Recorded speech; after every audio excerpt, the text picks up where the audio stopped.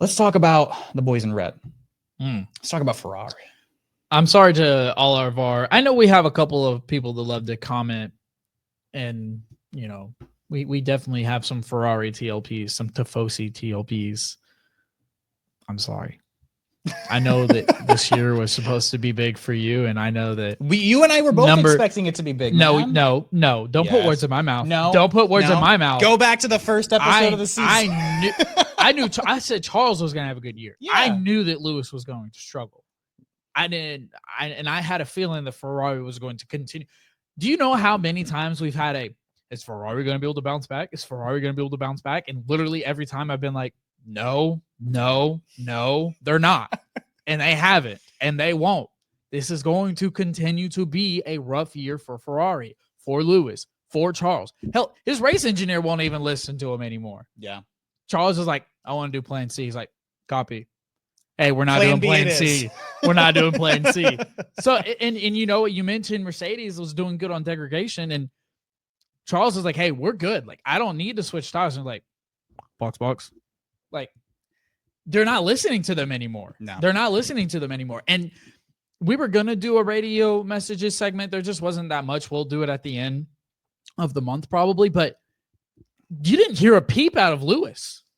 Well, he was mourning the loss of that groundhog that he absolutely obliterated.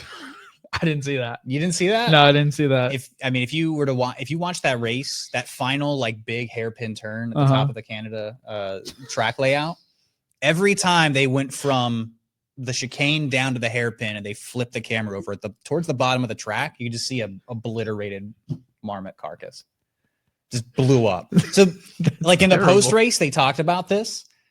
I mean, yeah, you're laughing. I'm dead serious. And in the post race, they talked about this. He hit one pretty early in the race, and it was costing him apparently like half a second a lap. It was like stuck in the floor. Yeah. Maybe everything's gonna be okay, Ferrari. I don't know. It's not. But even beyond hitting wild, but for real, like you didn't hear anything from Lewis the entire weekend. Yeah, he's accepted that this year is going to suck. They did ask him about his struggles with the car, because he's noted about it pretty loudly that this just isn't quite the year that it's big adjustment period, yada yada yada.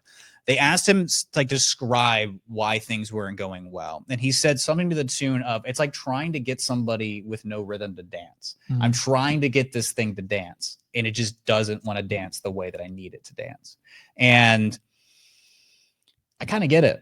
Like, because he's, again, going infrastructurally from Mercedes to Ferrari is one massive change. And yes, I was incredibly ambitious in picking Lewis to win the championship early. It was my bold prediction, and I understand that I was wrong, and I will be wrong, and that's fine. I wanted that moment, but I wanted the hope, right?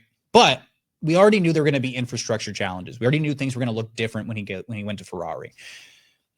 One factor that I don't think he knew was going to happen before he walked into the season, seeing how strong the Ferrari was last year. Yeah. Ferrari decided not to innovate on their car from last year. I remember seeing reports of them 95% changing the entire car. The last time they did that was in 2022 going into 2023. And we're not talking about the HP logo either. Not just the HP logo.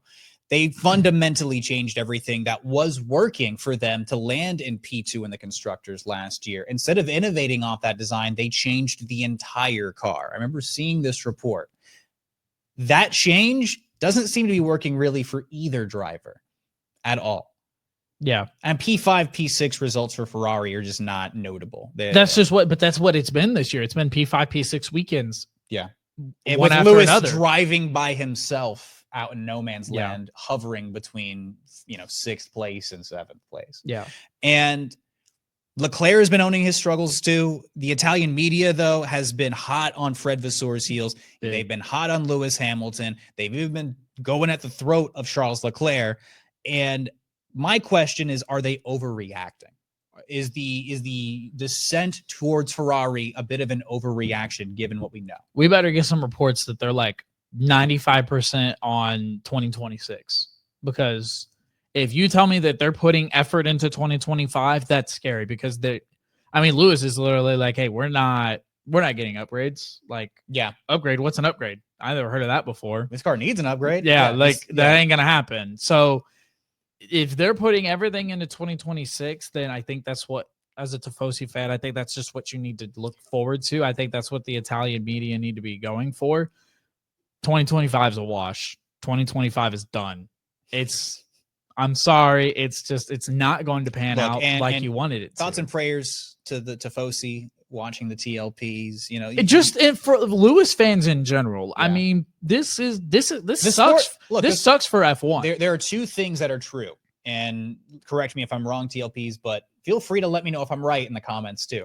It is better when Ferrari are competitive and they are fighting in the championship. It just is more compelling as a sport. And B, when Lewis Hamilton is driving, it is also compelling for him to be in the fight. This sucks for F1. F1 doesn't want this at all. They want Lewis to be contending. They want Lewis to be in a situation where he is fighting for podiums and race wins. And the expectations have not been met. Now, do I think that there needs to be another entire regime change and the signing of Lewis Hamilton was a mistake? No, and Charles Leclerc is overrated.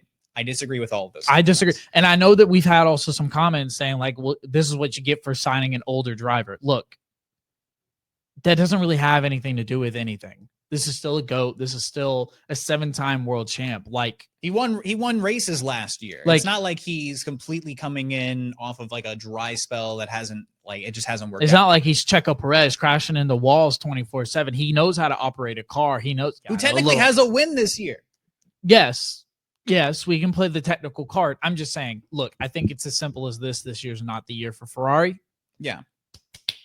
Wipe your hands clean. Move on to 2026. Take your 5s and 6s every weekend and move on. Look, and the expectations, I think Lewis gets it at this point. I think Charles understands it at this point. You try to get the best result you can. Sometimes things are going to go towards you. Sometimes they're going to go away from you. Yeah. That's kind of the nature of being not quite in the front. 2026, I think, is going to be the biggest judge of this regime, of this project, and its direction. That's when people are going to start getting canned or getting demoted, is if 2026 doesn't work out. Very possibly. Yeah. Because we have to remember this too. Fred Vasseur, their team principal, came in mid-regulation. There are a lot of things infrastructurally that Mattia Binotto left behind. This is the second or third year of Fred Vasseur being the top man of this project. That being said, the investment into where they're going for 2026, if they're putting more into this regulation, if they're trying to close it out on a high note, yada, yada, yada. Obviously, things haven't really worked out for them. I don't know how strong their power unit is looking going into next year, but if Lewis Hamilton made the jump from Mercedes to Ferrari, I'm sure he did it for a reason, probably got some information on what that's going to look like. I think we got to see how 2026 looks. If it's a Mercedes, Ferrari, McLaren fight at the front for the championship to start off this next regulation, I think that's still generally successful. Right now, they're in a bit of a no man's land, but as you're wrapping up a regulation like this, if it just isn't happening, start washing your hands, like you said. I don't disagree with that sentiment at all.